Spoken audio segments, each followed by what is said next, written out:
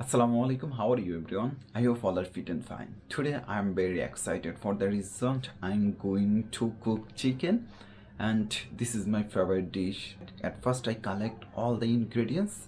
After that, step by step I cook and share with you. So let's get started. I first cut down the chicken, then I washed the pieces of chicken carefully. After that, I chopped some onion into small pieces. Now let's start cooking. First I heat some oil in pan, then I add chopped onions and fry them until the golden brown.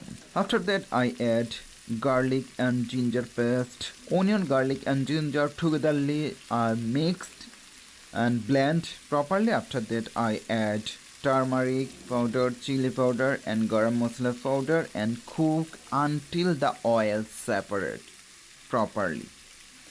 Now I add the chicken pieces and mix everything properly. 1 or 2 minutes I mix properly. After that I cover the pan and let the cook for 20 or 25 minutes on low heat. So my cook is finished. Chicken curry already ready. It's time to eat. And let me know in the comment section which type of chicken curry do you like most and how you like to cook chicken. Share in the comment section. Thank you everyone for watching this video. See you again. Bye bye. Tata.